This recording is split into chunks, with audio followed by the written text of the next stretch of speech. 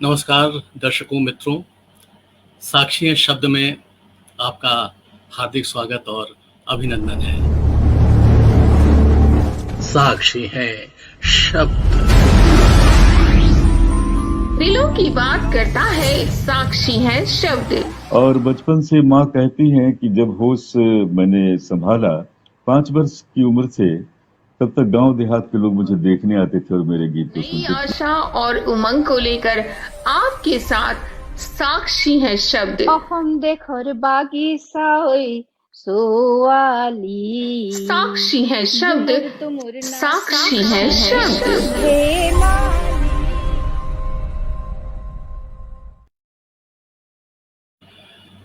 मित्रों नमस्कार। आज साक्षी हैं शब्द ग्लोबल मंच विशेष प्रयोजन से सजा हुआ है।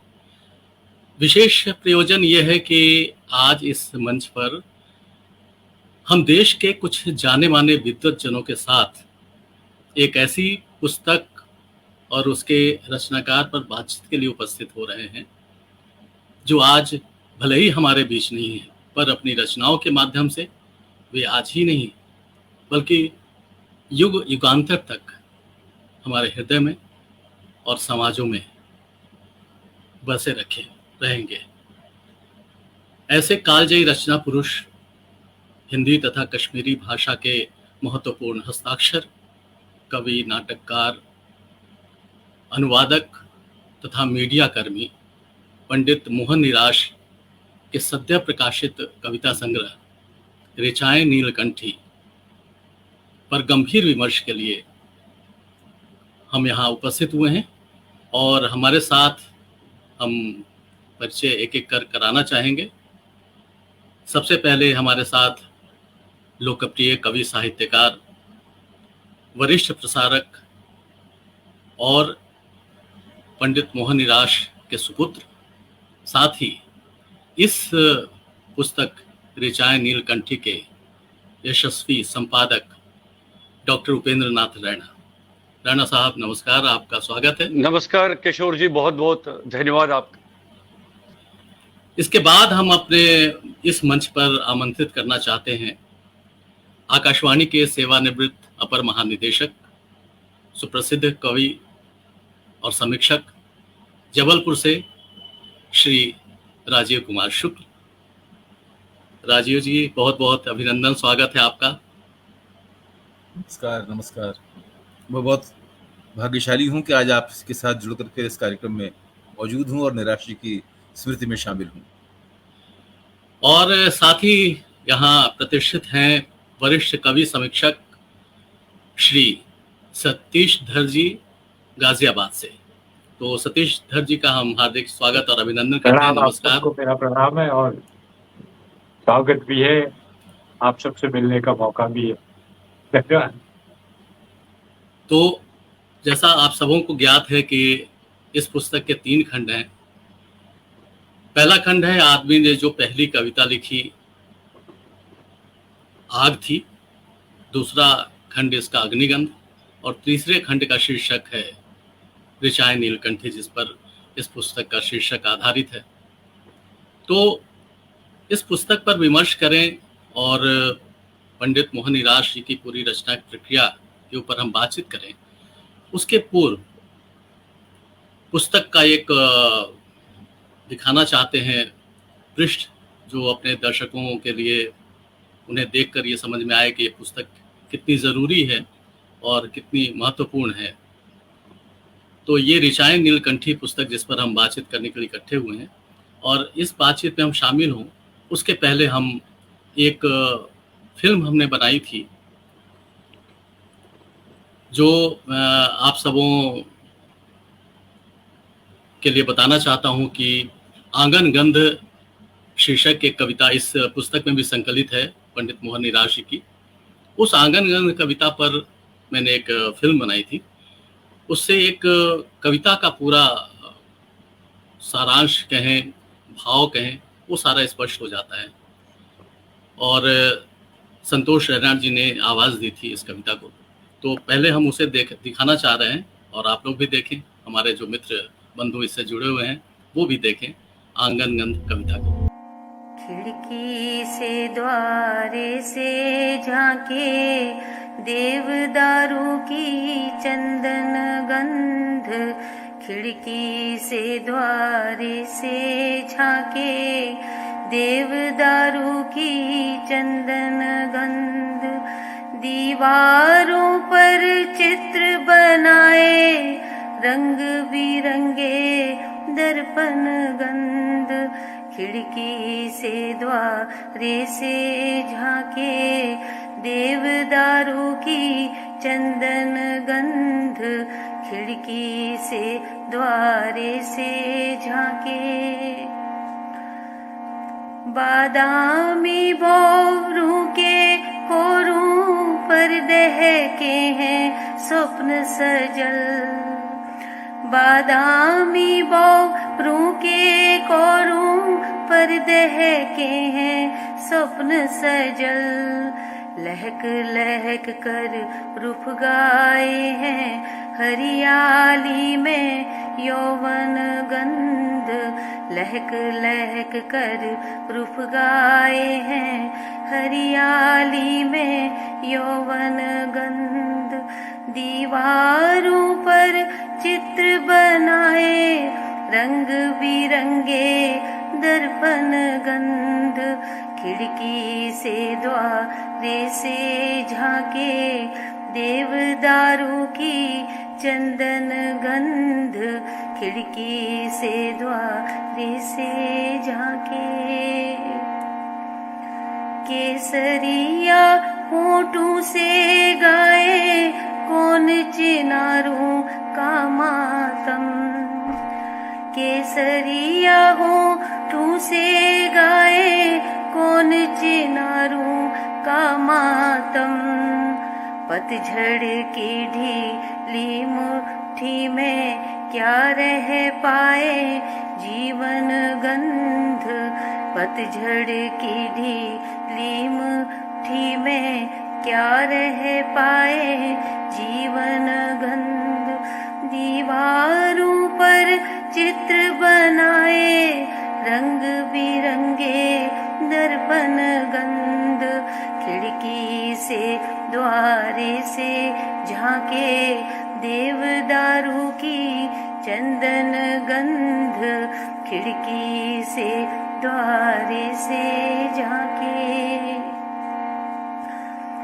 बर्फीली ज्वालामुखियों पर बैठा है इतिहास यहाँ, बर्फीली ज्वालामुखियों पर बैठा है इतिहास यहाँ।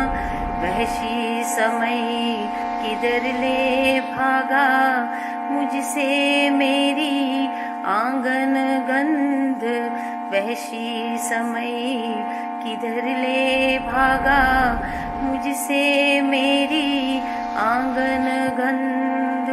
दीवारों पर चित्र बनाए रंग बिरंगे दर्पण गंध, खिड़की से द्वारे से झांके देवदारू की चंदन गंध, खिड़की से द्वारे से झांके।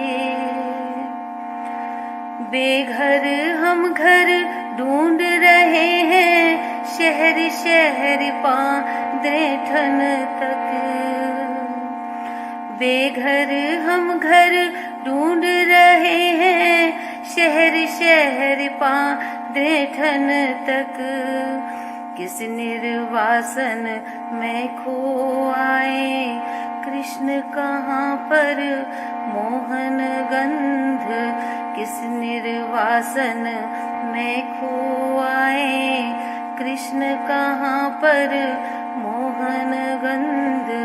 दीवारों पर चित्र बनाए रंग बिरंगे दर्पण गंध, दीवारों पर चित्र बनाए रंग बिरंगे दर्पण गंध, खिड़की से द्वारे से झांके देवदारू की चंदन गंध, खिड़की से द्वारे से झांके।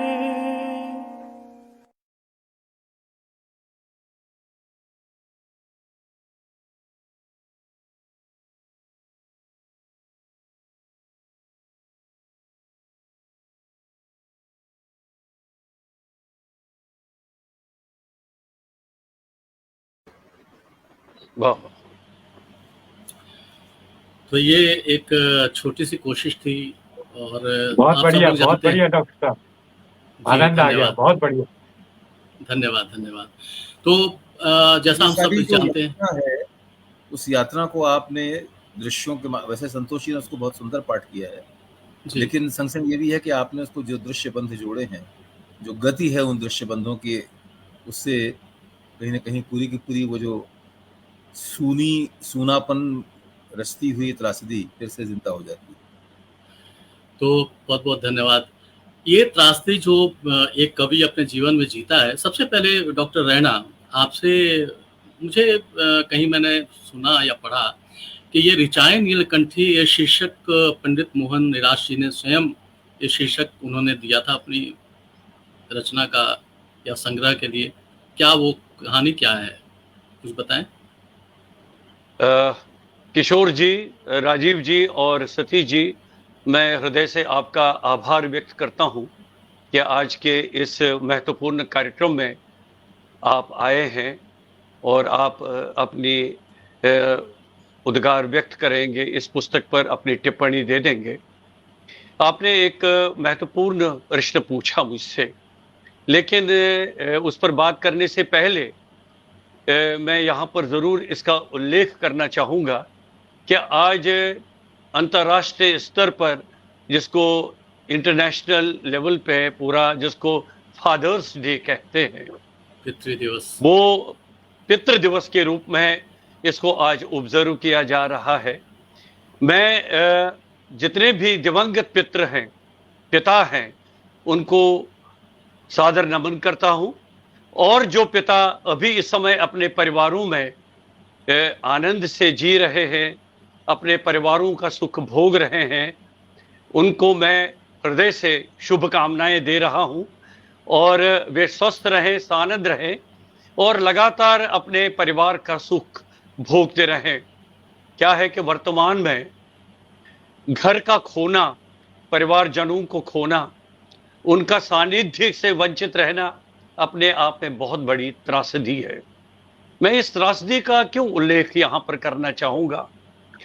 जो फिल्म अभी किशोर जी आपने सुनाई है, ये पिताजी ने ये कविता तब लिखी थी जब वे इस त्रासदी को भोग रहे थे कि वहां से जब वे निर्वासित होके निकले कश्मीर से, पहला निर्वासन तो उनका, तब मैं मानता हूं ये 1984 की बात है, जब उनको रेडियो कश्मीर श्रीनगर से ट्रांसफर कर दिया गया शिमला, महज किसी की एक शिकायत पर कि वो कश्मीर में हिंदी का बहुत ज्यादा प्रचार कर रहे हैं। हिंदी के जितने भी कार्यक्रमों के माध्यम से वे रामचरितमानस, रामायण, कलहन की राजतरंगिणी इत्यादि का प्रचार प्रसार कर रहे हैं, उन्हीं के मित्रों ने ये शिकायत की कि मोहन निराश इस केंद्र पर हिंदी को थोपना चाहते हैं और हिंदी के माध्यम से उनका कोई विशेष एजेंडा है। लेकिन उस समय का प्रशासन जो था, बिना सोचे समझे उन्होंने उनका वहां से ट्रांसफर कर दिया। हालांकि तो उनका ट्रांसफर बाड़मेर हो गया था, लेकिन उनका जो स्वास्थ्य था उसको ध्यान में रखते गए बाद में उनको शिमला भेजा गया। सतीश जी उसके गवाह हैं, शिमला में वे कैसे जी रहे थे। तो मैं मानता हूं उसी समय से लेकर वे निर्वासन में आ गए थे, उसका दर्द भोग रहे थे। अब रही ऋचाएँ नीलकंठी के बारे में जो आपने किशोर जी जिक्र किया है जी, सन 2000 में हमारे परिवार में इस रूप में एक बहुत बड़ी ट्रेजेडी घट गई कि वे हमारे बीच नहीं रहे। उन दिनों उनका एक संग्रह, काव्य संग्रह इबारत से अलग प्रकाशित हो रहा था। वो बिना देखे, उन दिनों वो प्रकाशाधीन ही था, वे चल बसे। अक्टूबर का महीना था, उन्होंने वो संग्रह देखा नहीं। उनमें उनकी जो ताज़ा तरीन कविताएं थी वो उसमें उन्होंने शामिल कर दी थी। लेकिन जिस समय उनका स्वर्गवास हो गया, ऐसी परिस्थितियों में जो किसी ने देखा नहीं, उस समय उनके हाथ में एक डायरी थी, जिस डायरी में उनकी बहुत सारी रचनाएं थी जो प्रकाशित उस समय तक नहीं हुई थी। उसमें जो अभी आपने आंगनगंध की जो कविता जो जिस पर आपने आधारित फिल्म बनाई, वो भी उसमें शामिल थी। तो मुझे बाद में बहुत वर्षों तक मैं सही बता रहा हूं आपको, मैं साहस नहीं कर पाया, मैं साहस नहीं जुटा पाया कि मैं उनकी रचनाओं को हाथ लगाऊं। पढ़ तो रहा था, पढ़ के कभी कभी बहुत उदास होता था कि ये कवि बहुत कुछ बिना कहे चला गया।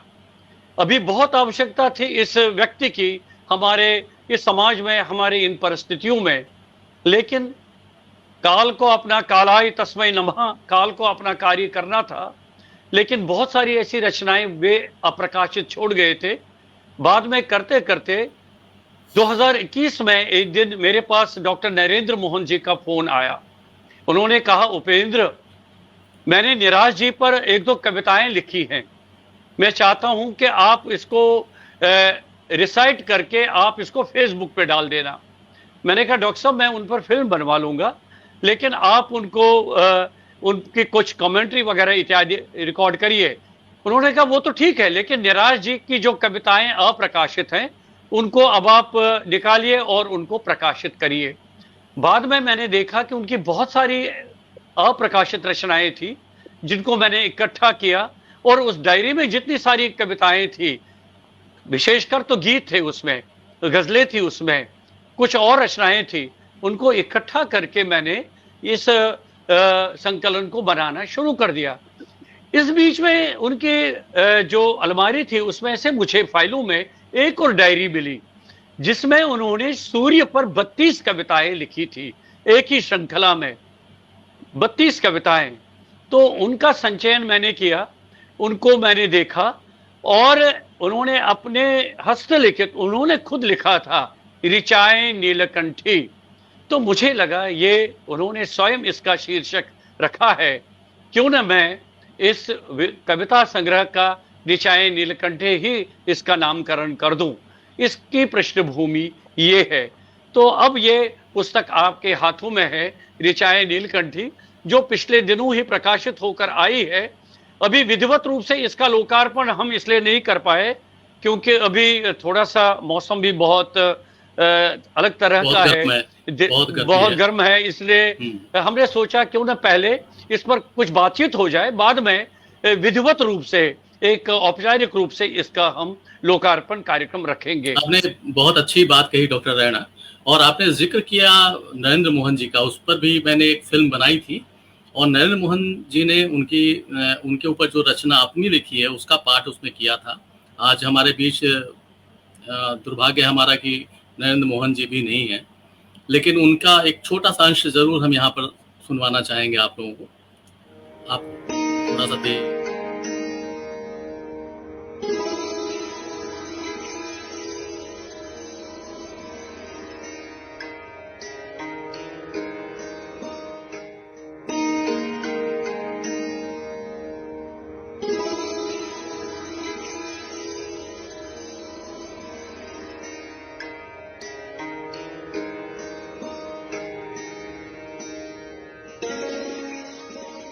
संयोग ही रहा कि मैं कई कवि लेखकों को 2-4 बार ही मिल पाया, मगर उनकी छवि मेरे दिल दिमाग में इस तरह दाखिल हुई कि मैं उन्हें आज तक भूल नहीं पाया।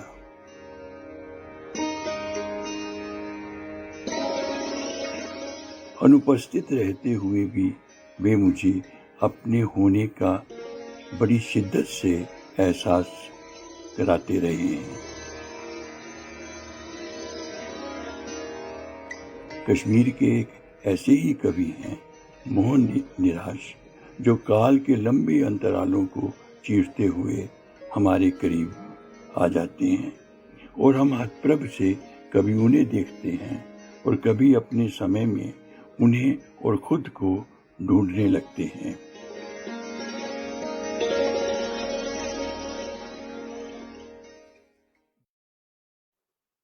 ये अजीब इत्तेफाक है डॉक्टर साहब और सतीश धर जी की इस वीडियो को जब हमने बनाया था इसमें भजन सोपुरी जी का संतूर हमने पृष्ठभूमि में इस्तेमाल किया है। आज भजन सोपुरी जी भी हमारे बीच नहीं है, तो तीन बड़े जो दिग्गज मोहन निराश जी और नरेंद्र मोहन जी और भजन सोपुरी जी, ये तीन दिग्गज इस वीडियो में कहीं ना कहीं किसी न किसी रूप में मौजूद हैं और उनकी स्मृति हमेशा साथ रहेगी। हमारे साथ कुछ लोग जुड़ गए हैं, आप लोग कहें तो थोड़ा सा उन लोगों का नाम जरूर लेना चाहूँगा यहाँ पे। सदानंद मिश्रा जी सब लोग जानते हैं, हमेशा जुड़ते हैं, हमारे साथ के हैं। अरुण कुमार पासवान, प्रणव भारती, यामिनी शर्मा, संतोष रैना जी और बार बार प्रणव भारती, ये सब लोग, प्रेमदा पांडे जी हैं। तो ऐसे करके बहुत सारे हमारे मित्र धीरे धीरे और जुड़ना शुरू हुए हैं। अनुपमा सिंह हैं। तो हम उम्मीद करते हैं कि मित्र हमारे इस कार्यक्रम को देख रहे हैं और जैसे जैसे समय बीतेगा लोग और भी जुड़ेंगे इसके साथ।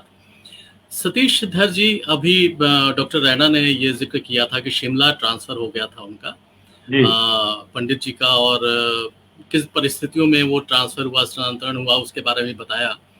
वहाँ आपकी मुलाकात प्रत्यक्ष पंडित जी से हुई थी, ऐसा मैंने सुना है, बताया है आपने।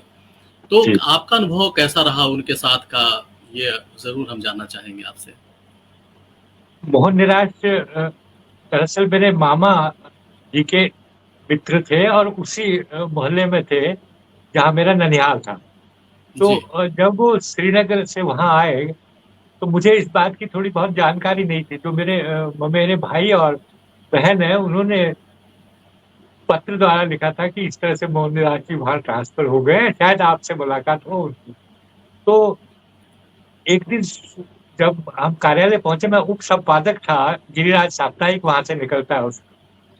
तो हम जब कार्यालय में पहुंचे तो वहाँ एक काली चेस्टर में एक बंधु बैठे थे। तो बोला, उन्होंने कश्मीरी में कहा, मैं मोहन निराश हूँ। तो मैं, और मुझे गले लगाया, बोला तू मेरा भाई का वो है, बेटा है, इस तरह से। तो बहरहाल हम मिले और मैंने फिर हम लोग घर गए। मेरा घर वहां से आकाशवाणी शिमला से काफी दूर था, 6 किलोमीटर के करीब। तो हम लोग पैदल जाते थे, हम लोग पैदल गए और सिर्फ लगभग 1 मास कविताओं के अलावा और कोई बात नहीं हुई। सिर्फ कविताएं ही सुनते थे, कविताओं पर ही चर्चा होती थी। लेकिन जो गहन अनुभूति मोहन निराश के पास थी कविता के लिए, मेरे उन दिनों हिमाचल की हिंदी कविता एक संक्रमण काल से गुजर रही थी। वहाँ दिल्ली के सारे वाद जो हैं कविताओं में, वो वहाँ पहुंच चुके थे। मोहन निराश जी का आने का अर्थ था एक, वो उस धरातल पे कंपकपी थी कि नए कवि यहाँ मोहन निराश आए। लेकिन मोहन निराश सिवाय खामोश रहने के और कुछ नहीं कहते थे। अंतर्मुखी थे, हंसते थे, बड़ी धीमी सी हंसी हंसते थे, और टिप्पणी अगर करते थे तो बड़ी सारगर्भित टिप्पणी करते थे। शायद संकोच होगा कि नई जगह पे मैं आया हूँ, लेकिन पता नहीं कि मुझे ये लगता था कि मेरे ननिहाल से है, इसलिए मुझे उनकी हर बात अच्छी लगती थी और मैं उन्हें खूब अपने साथ रखता था। दुर्भाग्य से मेरा वहां से स्थानांतरण हो गया, मैं पालमपुर आ गया और वो वहीं रहे। हमारा संपर्क टूट गया और फिर जब संपर्क टूट गया कुछ इस तरह से कि वो अंतिम कविता लिख रहे थे और मैं एक एक्सीडेंट में अस्पताल में साल भर रहा था। इस वजह से हमारा संपर्क टूट गया। और जब फिर संपर्क जुड़ा तो उस वक्त देखा मैंने एक बिल्कुल हूबहू आदमी, उसी शक्ल का आदमी जो है मेरी फेसबुक पर है। तो मैंने अपने ममेरे भाई को पूछा कि डॉक्टर दिलीप कौल, ये कौन है ये? कहने लगे ये मोहन निराश जी के पुत्र हैं। आपको शायद विश्वास ना हो कि हम अभी तक आपस में मिले नहीं, ओह, लेकिन आत्मीयता इतनी अधिक है कि हर कविता में, हर बातचीत में ऐसा लगता है जैसे मोहन निराश सामने बैठे। इतनी इस कदर उनकी कविताएं, इतनी ठोस कविताएं उस वक्त आप देखिए, लगभग समझिए 4 दशक पूर्व की। आज तो हर कवि आपके सामने हजारों बातें कर लेगा। राजीव जी जानते हैं कि उस वक्त कविता लिखना, कहना और सुनना बड़ा दूभर था, बहुत दूभर था। और आप बंधुओं के पास पहुंचना और कविताएं सुनाना, वो तो उससे भी ज्यादा दूभर था। लेकिन और शिमला जैसी जगह में जहाँ पे मतलब बात ही नहीं होती थी, वहां मोहन निराश अपनी बात करते थे, कहते थे, क्योंकि हम लोग पैदल चलते थे। शिमला का ऐसा एनवायरन है कि माल रोड पे पैदल चलना, पैदल आना, पैदल जाना। तो देवदारों के बीच में चंदन गंध की बात करने वाला मोहन निराश जी, ये एक विरोधाभास कविता का कि आपको देवदारू के पेड़ में कहाँ चंदन गंध नजर आएगी। वो गंधों के प्रति इतना सचेत व्यक्ति, इतना सचेत कवि, मेरे ख्याल से अनुभूतियां और ज्यादा हैं, संवेदनाएं और ज्यादा होती है, लेकिन वो गंध जो है सिर्फ महसूस करना और उससे फिर ऐसी इस प्रकृति के उस रूप के साथ जोड़ना जो अनदेखा हो। देवदारों के चंदनगंध, वाह क्या बात है। तो उनकी देवदारों हर के कविता, जी जी हर कविता, उनकी हर कविता, हर गीत, हर गजल कहीं ना कहीं दिल को छूने वाला। मैं तो डॉक्टर उपेंद्र रैना का आभारी हूँ, ऐसे यशस्वी पुत्र का आभारी हूँ जिसने अपने पिता को सच्चे अर्थों में श्रद्धांजलि दी। ऋचाएं नीलकंठी वास्तव में सच्चे अर्थों में उस पिता को श्रद्धांजलि है, जो कवि नहीं, एक मतलब कश्मीर की हिंदी कविता का एक इतिहास पुरुष रहा है और रहेगा। आप रहे ना रहे, मैं रहूं ना रहूं, डॉक्टर उपेंद्र रैना रहे ना रहे, ये कविताएं अजर अमर हैं, जैसे अव्यक्त हैं, जैसे उन्होंने अपनी कविता में खुद के लिए कहा है कि मैं अजर अमर और अव्यक्त हूँ। मेरे ख्याल से इस तरह से कविताओं को, उनकी कविताओं को मैंने महसूस है। बाकी आप विद्वान जनरल से आप बताएंगे आपका क्या अनुभव रहा है। बहुत अच्छे से आपने अपने संस्मरण को प्रस्तुत किया सतीश धर जी, और जितनी बातें आपने कही पंडित जी के बारे में, उनकी रचनाओं के बारे में, वाकई देवदारों के ऊपर जो चंदन गंध की कल्पना कर सकता है जो व्यक्ति, और जो व्यक्ति नदी और पहाड़ों के बीच भी अपने निर्वासन को भुला के भी एक मानवीय मूल्यों की बात कर सकता है, आप समझ सकते हैं कि उसकी उनका जो निर्वासन, डॉक्टर सिन्हा, उनका जो निर्वासन था ना, वो परंपरागत निर्वासन नहीं था। दिक्कत ये थी कि वो जो निर्वासन है, वो निर्वासन मतलब 90 का तो मास एक्सोडस हुआ, वो निकले, वो उसी दिन, जिस दिन वो वहां से घाटी से निकले। हमारे यहाँ कश्मीरी, क्योंकि मैं भी मूलतः कश्मीरी हूँ, हमारे यहाँ जब कोई बानिहाल से उस तरफ जाता था ना, तो उसको मानते थे वो मलेच्छ हो गया, और उसको कहते थे कि यार ये अब गया, अब नहीं ये वापस आएगा। तो जिस दिन उन्होंने बानिहाल टनल को क्रॉस किया, उसी दिन उनका पहला निर्वासन हुआ। वैसे तो माना ये जाता है जब मेरे पिताश्री निकले पहला निर्वासन, तो इतिहास के हिसाब से तो 7वां 8वां रहा। हम मानते हैं कि हमारा सीनियर रहा, उनका वो पहला निर्वासन रहा मोहन निराश का। और तभी स्वर्ग में रह के स्वर्गवासी नहीं कहा उसने, मोहन निराश ने, कि हम स्वर्ग में रह के स्वर्गवासी हो गए। हम 100 घर में रह के, उसी घर में रह के हम स्वर्गवासी हो। उनकी हर कविता का निर्वासन परंपरा से, लीक से हटकर निर्वासन है डॉक्टर सिन्हा। मेरा अपना, बाकी तो राजीव जी और आप बताएंगे कि मेरा अपना अनुभव है। जी, बहुत सही कहा आपने। और राजीव शुक्ल जी, शायद आपका संपर्क मुझे नहीं मालूम कि पंडित जी के साथ रहा कि नहीं रहा, लेकिन आपने उनकी रचनाओं को पढ़ा है और उनके पूरे जीवन को आप जानते हैं। रैना जी से संपर्क के कारण भी बहुत कुछ आपको जानने समझने का मौका मिला है। आप इसमें एक आपका वक्तव्य भी है इस पुस्तक में, बहुत अच्छा अच्छी टिप्पणी आपने की है उनकी रचनाओं पर। तो क्या कुछ आपको लगता है कि ये जिस निर्वासन की चर्चा कर रहे थे सतीश धर जी, वो निर्वासन क्या वाकई वो पहले ही हो चुका था?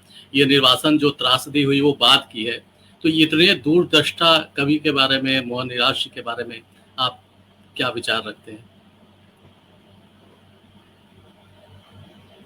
देखिए, पहली बात तो ये है कि आपने बात मुझसे पूछी नहीं, पर आपने कहा कि आप नहीं जानते कि मेरा उनसे कोई प्रत्यक्ष संपर्क हुआ कि नहीं हुआ।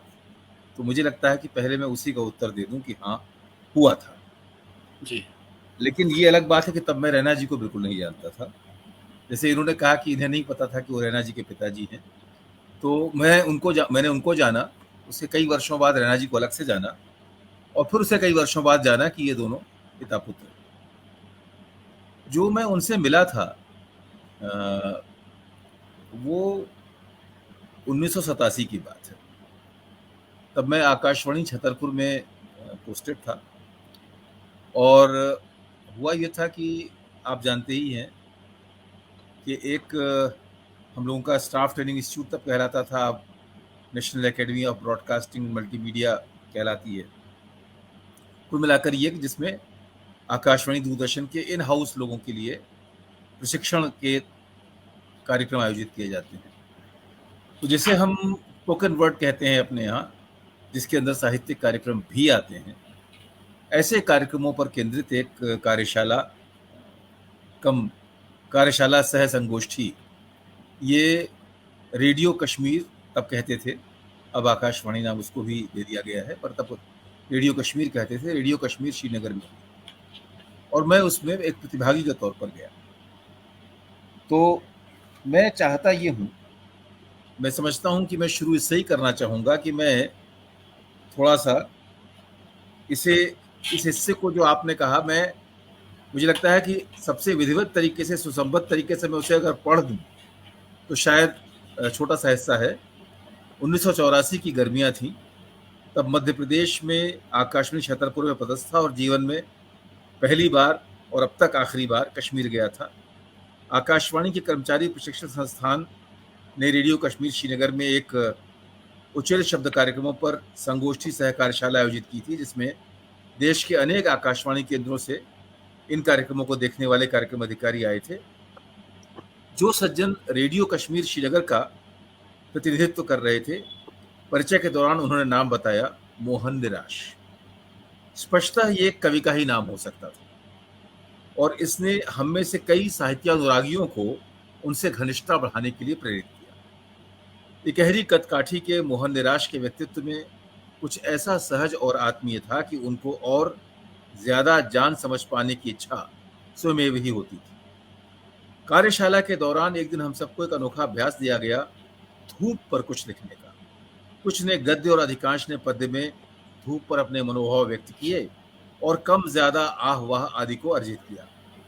पर जिस रचना ने तत्काल और स्वतः स्फूर्त ढंग से सबको न केवल प्रशंसा करने पर बाध्य कर दिया, बल्कि धूप को जानने और महसूस करने की जैसे एक नई दृष्टि भी सभी को बांट दी, वो थी गंगा जमनी दाढ़ी में किसी समकालीन ऋषि की तरह शांत स्निग्ध भाव से मुस्कुराते रहने वाले मोहन निराश की गजल, जो यूं शुरू होती थी, आओ मोहन मेले में बिकती है हम भी लाएं धूप, मीलों लंबे साए पर हम गज भर आज बिछाएं धूप। मुझे आज भी याद है वो चकित सराहना का भाव जो निराश जी द्वारा इस गजल के पाठ के बाद हम सब पर छा गया था।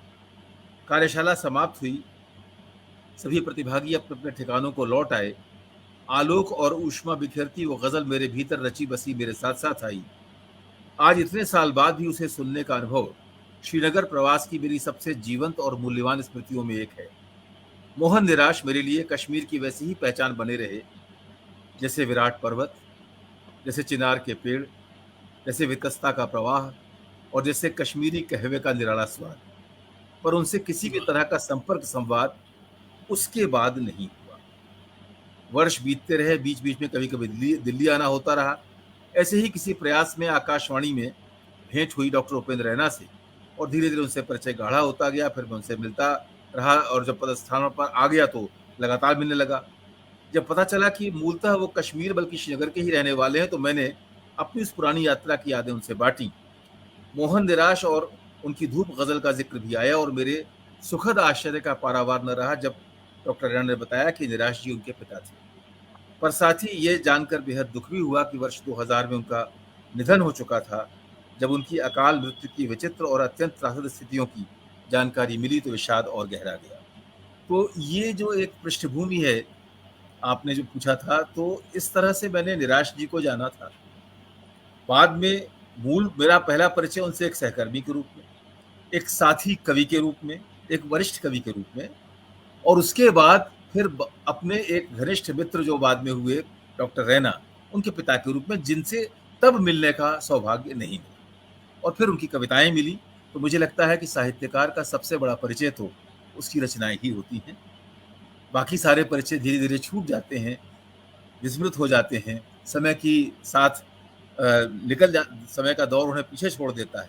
पर जो चीज़ बची रह जाती है, मेरे लिए ही नहीं, मेरे बाद आने वाली पीढ़ियों के लिए भी निराश जी जब मौजूद होंगे तो अपनी कविताओं के माध्यम से होंगे।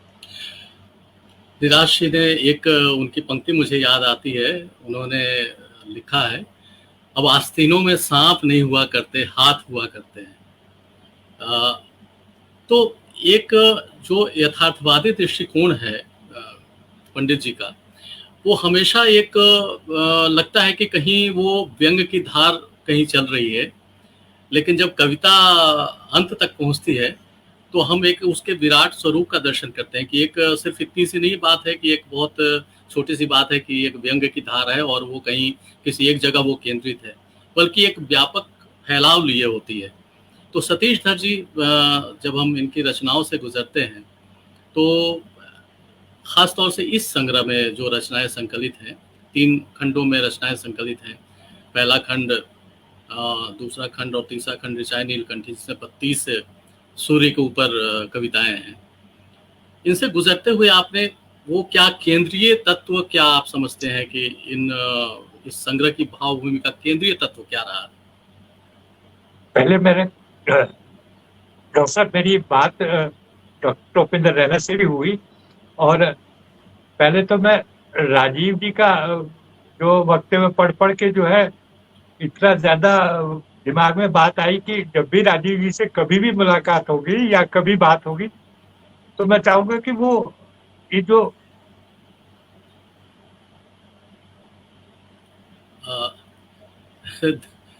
सतीश जी का लगता है कि कहीं वाईफाई का बड़े साहस से उस पे जो है करनी चाहिए देखिए। तो मैं चाहूंगा कि राजीव जी कुछ उस पर बोले तो ज्यादा बेटर रहेगा कि वो मनुष्य का अकेलापन जो आपने दिया है कि भाई वो जो है उन्होंने आपने कविता का भी उदाहरण दिया है उसमें। तो मैं इनसे पूछा था कि मैंने सब कुछ तो इस कविता में देख लिया है, लेकिन ये अकेलापन वाली बात जो है ना, इसको मैं थोड़ा और उस पर सोचना चाहता हूँ। अभी पूरी तरह से सोच नहीं पा, तो थोड़ा सा जो इनपुट है अगर राजीव जी से मुझे मिल जाए तो हम इस बारे में भी कुछ बात कर सकते हैं। बाकी कविताएं तो आप उनकी एक एक कविता उठा लीजिएगा, एक एक कविता, और उसके लिए अलग से जितनी बार चाहे उतनी बार चर्चा कर लिए, हर बार आपको एक नया अनुभव होगा। मैं बहुत सारी कविताएं हैं उनकी, पहले तो कुछ हैं जो बिल्कुल उनसे जुड़ी हुई, उनसे जुड़ी मतलब अपना एहसास जिसको कहते हैं कविता की भाषा में, आलोचना की भाषा मेरे पास नहीं है, तो खुद का एहसास है उनका, उस पे कहेंगे। जैसे मैं के पिता, पंक्तियां क्या है वो तो किताब से देखकर, लेकिन जो मुझे दिमाग में है कि आदमी इकट्ठा करता है कबाड़, बच्चे इकट्ठे करते हैं और इकट्ठा करती है खुशफहमियां जी, और औलाद इकट्ठा करती है तरह तरह की समय की कतरन। ये उनका अनुभव उनका व्यवसाय और उनकी दृष्टि, इन तीनों का समागम है। मैं जब कविता लिखता हूँ, जो कुछ भी लिखता हूँ, खुद को एक तरफ करके लिखता हूँ, 3 या 4 तरफ इकट्ठा करके नहीं लिखता। जबकि समग्रता में जो सोचते हैं कवि, मुझसे जो मेरे अनुभवी कवि हैं, समग्रता में सोचते हैं, वो शायद सब कुछ सोचते होंगे, लेकिन मोहन निराश ने जीवन को खंडों में जिया, जीवन की कविता खंडों में लिखी, और यही बात है। और इसकी पुष्टि डॉक्टर उपेंद्र रैना ने संग्रह को खंडों में बांट कर किया। और यही इसलिए किसी भी खंड का, जैसे गजल है, आप हिंदी गीत और वो युग गीत और गजल का युग था। आप कोई भी उनकी गीत उठा लीजिए, कोई भी गजल उठा लीजिए कि हम 100 घर में रह के स्वर्गवासी हो गए, ये भी एक गीत की पंक्ति है। इसी तरह से और बहुत सारी है। तो इसी तरह से कविताएं हैं, उनकी कुछ कविताएं तो इतनी बेहतर कविताएं हैं, जैसे बर्फ है, जैसे माँ पर तो इतनी सशक्त कविताएं हैं डॉक्टर साहब की, बार बार पढ़ने का आपका मन करता। तो इस तरह की चर्चा में हम कोई कविता लेकर कभी जब दिल करेगा तब बात करेंगे। तो मेरे ख्याल से हम लोग और भी कई तार जो हैं आपस में जोड़ सकते हैं कि मोहन निराश का कृतित्व कितना सशक्त रहा है, व्यक्तित्व कितना सशक्त रहा है, उनकी सोच कितनी सशक्त रही है, ताकि जब भी कश्मीर के हिंदी कविता के इतिहास से कोई भी जिज्ञासु पाठक या मर्मज्ञ कवि गुजरे तो उसे याद आए कि मैंने ही नहीं, मुझसे पहले भी बहुत से कवियों ने ये प्रयास किया। कश्मीर की हिंदी कविता पर जब कभी बात होगी, वो बात मोहन निराश जी के बगैर हो ही नहीं सकती है। और जैसा सतीश दत्त जी ने कहा है कि राजीव शुक्ल जी ने काफ़ी पढ़ा है उनको, और बहुत अच्छी टिप्पणी इनकी, अभी जो आपने टिप्पणी प्रस्तुत की सबके सामने, उससे उसका आभास मिलता है इनकी रचना प्रक्रिया का। तो इनकी पूरी कविताओं की केंद्रीय भावभूमि, जिस पर हम चर्चा कर रहे थे, निर्वासन भी है, अकेलापन भी है, लेकिन जो एक समग्रता में हम देखते हैं इनकी रचनाओं को, तो आप क्या पाते हैं? मुझसे पूछ रहे हैं? जी जी जी, देखिए, पहली बात तो मैं ये कहूँगा कि उन्होंने जो अपना उपनाम चुना कविता के लिए, निराश, इस पे गौर कीजिए जी। क्योंकि प्रथम दृष्टि में, जैसे कहते हैं प्रथम दृष्टया, थोड़ी विरोधाभासी सी बात है कि वो कश्मीर में थे। कश्मीर जिसको हम धरती का स्वर्ग कहते हैं, प्राकृतिक सुषमा से भरपूर, एक बहुत ही समृद्ध पारिवारिक परंपरा से आ रहे थे। आकाशवाणी में या रेडियो कश्मीर में, मतलब रेडियो में नौकरी कर रहे थे, और बहुत ही उच्च स्तरीय वहाँ पर कार्यक्रम बना रहे थे और योगदान कर रहे थे कश्मीर के साहित्यिक सांस्कृतिक जीवन में। तो इन सब के बीच में उन्होंने जब अपना उपनाम चुना और वो कहा कि निराश, तो ये शायद कहीं ना कहीं जो एक दौर था जिसे हम मानते हैं कि दुनिया में दूसरे विश्व युद्ध के बाद एक अस्तित्ववाद का प्रश्न आया। जियां पाल सार्त्र को, काफका को, कामू को, इन लोगों को से जोड़ा जाता है, क्योंकि एक काफ़ी बड़ी तबाही के बाद मनुष्य का अस्तित्व क्या है, उसकी सार्थकता क्या है, ये सवाल हुआ। मोहन जी, निराश जी उन प्रश्नों को भी अपने कविता संसार में ले आते हैं, और कई जगह आप देखेंगे कि अस्तित्व की बुनियादी जगहों पर वो पहुंचते हैं। जैसे मिसाल के तौर पर मैं कुछ उदाहरण उनसे ही लूं कि एक कविता उनकी है, काला है समुद्र और मैं असमर्थ हूं इससे अपने आप अलग करने में, जो भी सूरज पत्थर की तरह मैं फेंकता रहा, विस्तृत होते हुए दायरे बनाता हुआ डूब गया, उछलता गया मेरे कद से ऊंचा पानी। वो पानी जो काले समुद्र का पानी, तो सूरज फेंकने पर वो सूरज उस काले समुद्र में डूब गया, और उससे जो उछला काला पानी उछला, वो मेरे कद से ज्यादा बड़ा था। तो इसके बाद एक कविता उनकी है जिसमें देखिए उनका एक और बहुत महत्वपूर्ण पक्ष है कि जो मिथकीय चरित्र हैं उनको वो लेते हैं। कृष्ण खास तौर पर उनके यहाँ बहुत आते हैं। अब मोहन उनका खुद का नाम है, तो लेकिन साथ साथ कृष्ण बहुत आते हैं। आओ मोहन मेले में बिकती है, जैसे मैंने बताया, तो वो वहां, लेकिन अंतिम उसमें जो शेर है उसमें फिर कृष्ण का जिक्र आता है। एक उनकी कविता है इसी संग्रह में, कृष्ण तुम्हारी उंगली से छूटा चक्र मेरी गर्दन में आकर घूम रहा है निर्विराम, अब तुम निहत्थे हो, मेरी ग्रीवा लंबी होती जा रही है और सिर होता जा रहा है बड़ा, मुझे अपने ही मस्तिष्क से पृथक करने वाला तुम्हारा ये चक्र कब रुकेगा, कह सकोगे कृष्ण। क्या बात है। तो ये जो यानी बहुत ही बड़ा सवाल है, इसको मैं उस रूप में भी देखता हूँ क्योंकि अगर आप पूरी भूमिका पढ़ेंगे तो मैंने लिखा भी है कि उसमें उन्होंने ईश्वर के प्रश्न पर कई बार विचार किया है। और ये है कि वो आस्तिक रहे होंगे, ऐसा मेरा मानना है, क्योंकि निजी तौर पर उनसे सवाल तो नहीं हुई, लेकिन जो वो बात कहते हैं कि कई विचार उत्तेजक स्थापनाएं वो ईश्वर और मनुष्य के रिश्ते पर रखते हैं, जिसका एक उदाहरण यह था। जैसे एक जगह वो कहते हैं, आदमी नहीं टूटता है अकेला, टूटता है उसके साथ पूरा ईश्वर। यानी ईश्वर मनुष्य ने ही बचा है, मनुष्य की ही कृति है, क्योंकि अगर मनुष्य टूटता है उसके साथ अगर ईश्वर भी टूट जाता है, इसका मतलब ईश्वर का अस्तित्व मनुष्य के अस्तित्व में ही समाया हुआ है। ठीक है, यानी ये एक, देखिए, ये एक बड़ा कवि इस साहस से कह सकता है। उसके बाद वो कहते हैं, उनका प्रश्न है, अंतिम इच्छा के समर्थन में मुझे ही क्यों उठाना है सिर पर धर्म ग्रंथ जिस पर मेरी अब आस्था नहीं रही।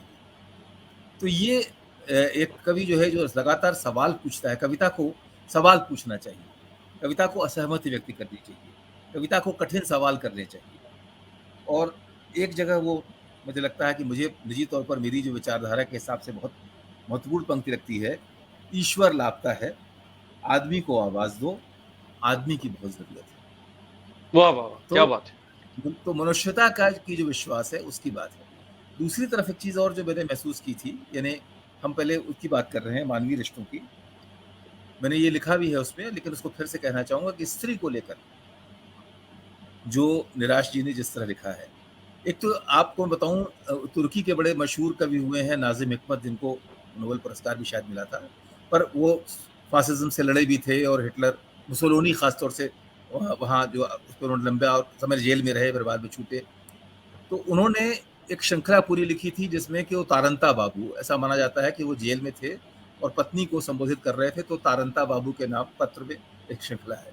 उसमें एक जगह ये भी लिखते हैं कि कितना अद्भुत है तारंता बाबू कि हमें मारने के लिए, क्योंकि ऐसा था कि जैसे हमला करना है किसी सेना को आपके देश में, और वो बेहतर मौसम का इंतजार कर रहे हैं जब, मतलब, तो उन्होंने लिखा कि कितना अद्भुत है, कितना अजीब है तारंता बाबू कि हमें मारने के लिए वो इंतजार कर रहे हैं हमारे ही वसंत का। उसी तरह से यहाँ मोहन जी क्या करते हैं कि कई कविताओं में दोस्त से शुरू करते हैं, दोस्त तुमने, और फिर जब आप उस आगे बढ़ते हैं तो मालूम पड़ता है कि ये दोस्त जो है ये पुल्लिंग नहीं है, स्त्रीलिंग है। यानी कि तो स्त्री को दोस्त की तरह देख पाने की दृष्टि, जो कि हमारे स्त्री विमर्श का निचोड़ भी यही है कि स्त्री को आप, एक तो ये दृष्टि हमारी है कि यत्र नारी पूज्यन्ते रमन्ते तत्र देवता, यानी हम कहते हैं साहब हमारे देश में क्या रखा है, क्या क्या क्या कमी है, हम तो स्त्रियों की पूजा करने वाले लोग हैं। पूजा तो करते हैं, क्या उन्हें बराबर अपने साथ दोस्त की तरह देख पाते हैं? तो ये जो सवाल खड़ा होता है कि या तो उन्हें हम देवी बनाएंगे या दासी बनाएंगे, इसके बीच में जो उनको अब स्त्रियां कह भी रही हैं, नई कविता में आपको पढ़ेंगे कि उनकी कविताएं आती हैं कि हमें देवी नहीं बनना है, हमें आप साथी बनाइए, हमें अपने जैसा मनुष्य मानिए, यही काफी है, बाकी हम। तो ये जो मोहन निराश जी में बहुत मिलता है। देखिए एक जगह वो लिखते हैं, और किस तरह से स्त्री के कष्टों को वो मतलब महसूस करके लिखते हैं। एक बहुत सुंदर पंक्तियां हैं, औरत अपने एक घर की तमन्ना करती है और मेज कुर्सियों की भीड़ में द्वार से बाहर हो जाती है। क्या बात। आग की रोशनी में उसका, देखिए ये कितनी विद्रोही पंक्ति है और कैसी अद्भुत पंक्ति है।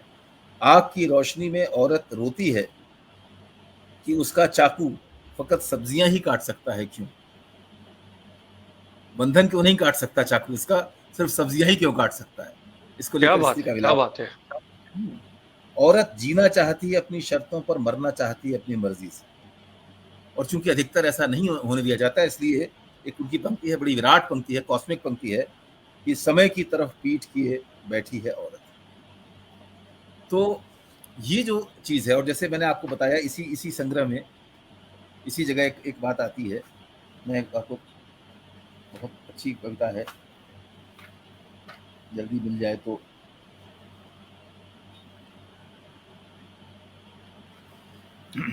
अच्छा, इसके साथ जब तक मैं वहां पहुंच रहा हूं, मैं चाहूंगा कि यहां एक बात पे गौर करें।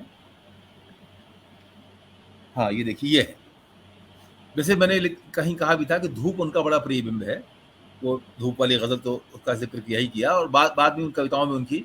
अच्छा, ये स्वाभाविक है कि जहां धूप कम होती है, जैसे हम लोग मान लीजिए गर्मियों का समय है, आप लोगों ने भी कहा हम इंतजार कर रहे हैं कि मौसम थोड़ा कम गर्म हो तो हम एक आयोजन करें।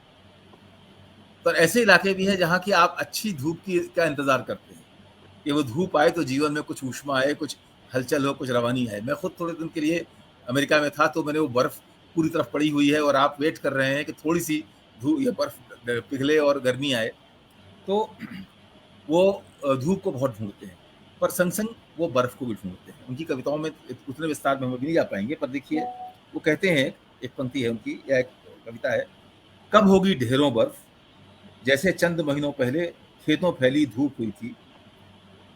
दोस्त दोस्त रुको, मैं जानता हूं तुम इस समय पार कमरे में जा रही होगी रेडियो बंद करने के लिए। कल, फिर ब्रैकेट में है, यानी कि आने वाले कल फिर मिलेंगे। रुको दोस्त, इस उद्घोषणा के बाद शून्य होने दो। तो आप यहां समझ पाते हैं कि एक महिला उद्घोषिका है जो आज की सभा समाप्त करने जा रही है, और वो कहते हैं कि रुको, इस उद्घोषणा के बाद शून्य होने दो, ताकि वो शून्य जो है वो अपनी तरह से भरा जा सके, एक खालीपन आए जिसमें कि नई नई चीजें उसमें भरी जा सके। तो ये मुझे लगता है कि जिसे हम मोटे तौर पर अब सभ्यता, और देखिए वो बातें जो आप लोगों ने शुरू में कही वो सच्ची बातें हैं। निर्वासन तो मुझे लगता है रैना जी और सतीश जी और डॉक्टर सिन्हा जी, आप अगर संवेदनशील मनुष्य ही हैं, कभी छोड़िए, हैं कि नहीं, तो कई बार आप निर्वासित तो महसूस करते ही करते हैं। भाई ये समय है, समय में बहुत कुछ गलत है, बहुत कुछ अतार्किक है, बहुत कुछ क्रूर है, बहुत कुछ अमानवीय है, उससे आप अपने आप को निर्वासित महसूस करते ही करते हैं। ये ऐसा क्यों है, ये दुनिया ऐसी क्यों हो रही है, ये दुनिया इस तरह की क्यों है? तो उसमें तो एक संवेदनशील मनुष्य भी अपने आप को निर्वासित महसूस करता है, कवि ज्यादा करता है। और फिर वो कवि की महत्वपूर्ण बात ये होती है कि उसको रेखांकित करता है, व्यक्त करता है, सवाल उठाता है, और आपके अंदर भी सवाल, मतलब आप, मतलब जो पढ़ रहा है या सुन रहा है उसके अंदर भी पैदा करता है उसको लेकर, और ये इच्छा पैदा करता है कि इस चीज को बदला जाना चाहिए, इसका मुकाबला किया जाना चाहिए। तो आपने बहुत अच्छी बातें जी राजीव जी, बहुत तर्कपूर्ण ढंग से और बहुत कहना चाहिए, उसके साथ साथ भावना के स्तर पर उन्होंने, कलात्मक स्तर पर भी आपने जो उन्होंने प्रयोग किया उसके बारे में कहा कि स्त्री को दोस्त की तरह देखना, एक धूप को एक हम ऊष्मा की प्रतीक्षा करते हैं कहीं कहीं पर, और वो ऊष्मा भी जीवन के लिए आवश्यक होती है, और उसमें बर्फ है तो बर्फ के भीतर भी वो उसका पिघलना, और कई बार जिस मानवीय धारा की हम बात करते हैं, डॉक्टर साहब, रैना साहब, मोहन निराश की कविताओं में एक कविता, मैं उनकी किताब से एक छोटी सी कविता है, वो मैं उदाहरण स्वरूप पढ़ना चाहता हूँ। कोई मुझे सलीब बनाकर मेरे ही अस्तित्व को चढ़ा गया उस पर, मुझ सलीब से घृणा करने वाले, अरे वो मैं मसीहा का कातिल नहीं, समय के सलीब पर चढ़ाया गया एक पैगंबर हूँ स्वयं, जिसे इसलिए सजा दी गई कि मैंने हर घृणा करने वालों को, इस लाइन पर गौर करिएगा, जिसे इसलिए सजा दी गई कि मैंने हर घृणा करने वालों को बाहों का बंधन दिया। अब देखिए ये कविता है कि हर समय में, हर काल में ऐसा होता है कि सच बोलने वालों को कहीं ना कहीं पूरी दुनिया उसको दबाती है, उसे बोलने से रोकती है, और ये हर कालखंड में होता आया है। लेकिन कवि की कल्पना और कवि की जो शक्ति है उसे कोई नहीं बांध सका, उसे कोई नहीं रोक सकता। तो एक जो ये मानवीय भावना है, डॉक्टर रैना, आप के स्वयं पिताजी रहे और उनकी रचनाओं से आप बार बार गुजरे होंगे। आपको क्या लगता है कि ये जो है, सिर्फ जिस निर्वासन की चर्चा राजीव जी कर रहे थे कि निर्वासन तो हर व्यक्ति हर काल में हर खंड में वो उस निर्वासन से होकर गुजरता है, क्या निर्वासन सिर्फ इतना ही है? आपने बिल्कुल सही बात कही किशोर जी। मैं राजीव जी की बात को और थोड़े से आगे ले जाता हूं। जब हम जी। किसी कवि की कविताओं का या उसके साहित्य का जब हम विश्लेषण करते हैं, जब उसका हम समीक्षा की दृष्टि से उसको देखते हैं, तो हमें कवि के अलग व्यक्तिगत जीवन को भी साथ में देखना पड़ता है। चूंकि मेरे पिता थे पंडित जी, और शुरू से जब तक कि मुझे कविता की समझ आने लगी है कि कविता क्या होती है, और मेरा जो व्यक्तिगत अनुभव रहा है शुरू से उनके साथ, वो ये था कि अपने जीवन में जो अन्य घटनाएं हैं, अन्य गतिविधियां हैं, उसको साथ में जीने के साथ साथ में कविता को भी अपने स्तर पर जीते रहे हैं। नतीजा क्या निकला है कि जो व्यक्तिगत जीवन में वो भुगतते रहे, देखते रहे, और खास करके जो आपने निर्वासन की बात कही, निर्वासन की बात तो 1990 के बाद प्रमुख रूप से उजागर हुई है।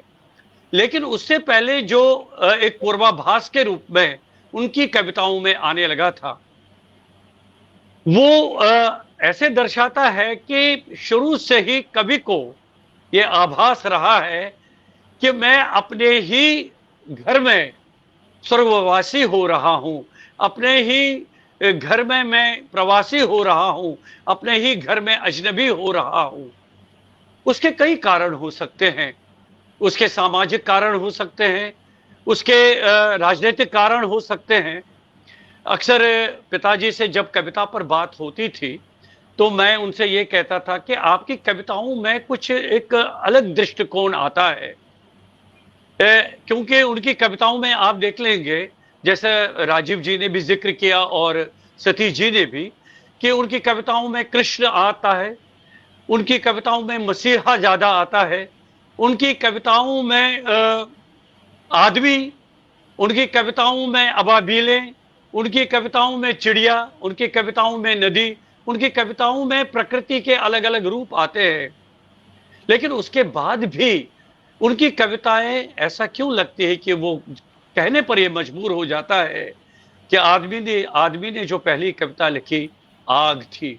वो आग इसलिए थी कि व्यक्तिगत जीवन में जब मैं उनसे चर्चा करता रहा, मेरे पिता थे, सुबह शाम हम एक साथ होते थे। अब जब भी मैं नई कविता लिखते थे तो उनको लगा था कि उपेंद्र अब थोड़ी बहुत कविता समझने लगा है, तो मुझे कविता सुनाते थे और मुझसे राय पूछते थे कैसी बनी है। मैं कहता कि मैं इन कविताओं पर टिप्पणी करने के योग्य नहीं हूं, फिर भी आपकी कविता में इस तरह का एक अलग स्वर क्यों उभरता है। तो एक बार व्यक्तिगत रूप से जब वो खुल गए तो मुझे कहने लगे कि हिंदी के लिए और हिंदी कविता के लिए मैंने कश्मीर में इतना काम किया है, फिर भी कई स्तरों पर हमें बहुत बहुत कष्ट झेलना पड़ा है। जबकि पुलिस हमारे पीछे पड़ी रहती थी जब हम कोई कवि गोष्ठी करते थे, कोई हिंदी की बैठक करते थे, कोई हिंदी के बारे में चर्चा करते थे, तो प्रशासन को ये लगता था पता नहीं ये कहां से आए हैं, ये क्या क्या गतिविधियां चलाते रहते हैं और क्या कार्य हो रहा है इन व्यक्तियों के माध्यम से।